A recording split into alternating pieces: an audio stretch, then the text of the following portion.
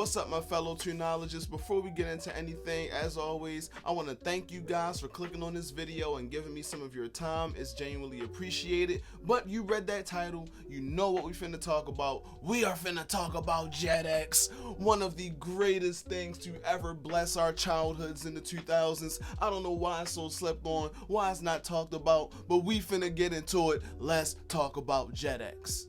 Now, Jetix back in the day was a programming block that shared a channel with Toon Disney. I don't even know if any of y'all remember Toon Disney, but them and Jetix shared the same network. While Toon Disney had the more traditional classic Disney cartoons that we all know and love, Jetix was specifically an action block where they had nothing but action, cartoons, and all that goodness. Y'all know what Toonami is to Adult Swim, or what Adult Swim is to Cartoon Network. That's what Jetix was to Toon Disney.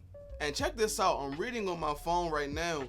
It says that Jetix was first launched as a programming block in the United States on Toon Disney to compete with Cartoon Network's Toonami block. What? So Jetix was made to compete with Toonami? Wow, I actually didn't know that.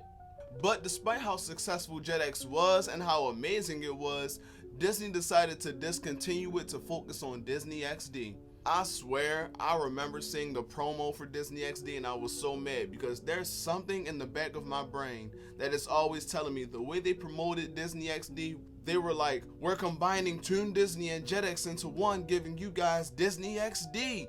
And bro, Disney XD holds no candle to Jetix, not at all. Now, I feel like it's only right that I give y'all a couple of the shows from Jetix that I really loved that were just such bangers and staples of my childhood. Let's talk about some of them. The first one I gotta drop on y'all is Super Robot Monkey Team Hyperforce Go. That name is a mouthful to say. I rewatched this show so much randomly. Like, I will randomly be laying in bed and be like, I want to watch Super Robot Monkey Team Hyperforce Go.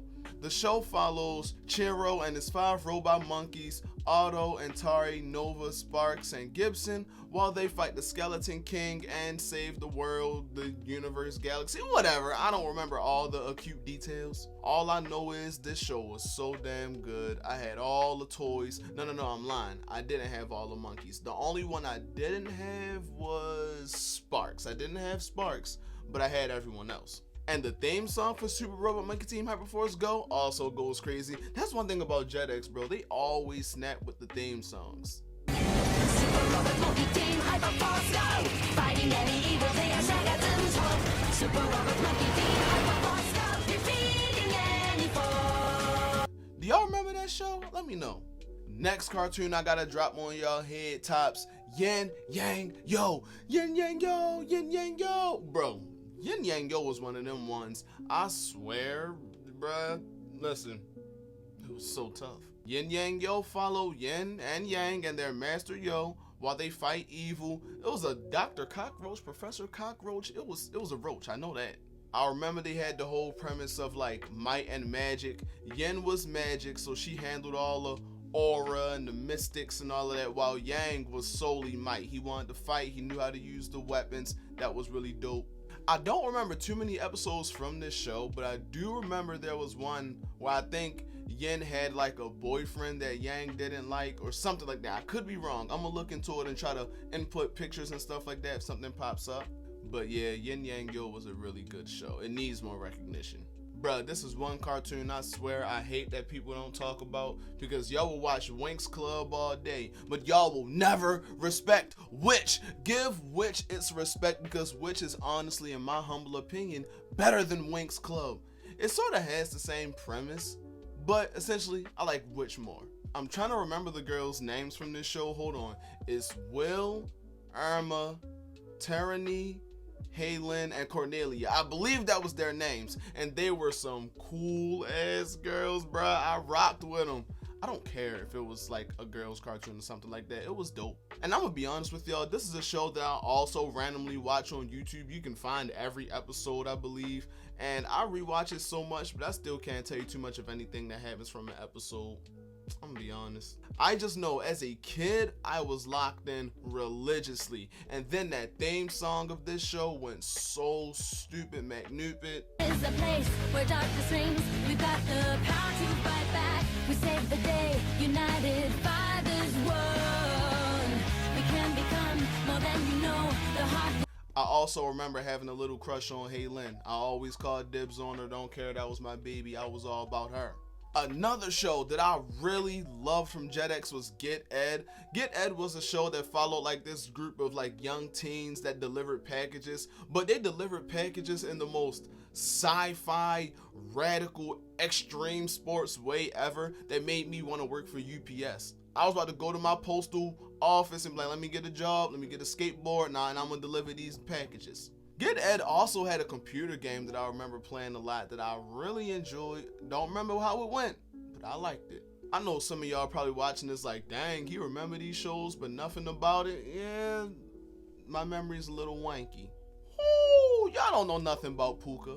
Y'all don't know nothing about no Puka, bruh. Puka's whole premise was Puka simping over her crush. Let me look up his name. What was his name? Of all the times I've watched that show, I never knew that guy's name. It's Garu. Puka wanted Garu. That was the whole premise. She would chase him around the city, chase him around the town, and be on his head top. So I'm reading the premise of this show right now, right? And it's way deeper than what I thought. It says, the daughter of a noodle shop owner has a crush on traveling ninja fighter Garu. Every time she steals a kiss, she increases her amazing Puka powers. Garu, meanwhile, spends his time trying to avoid Puka and her kisses to concentrate on developing his mastery of Kung Fu and fighting his nemesis, Toby. Wow, now some of that I do vaguely remember. Like I said, all I really remember was Puka chasing him around, trying to get his love. I don't remember him mastering skills to fight a guy named Toby, but apparently it was there. But if you've seen the show, do you know the main premise of it that we all enjoyed was watching Puka trying to get Garu. Now, I know y'all remember Jackie Chan Adventures?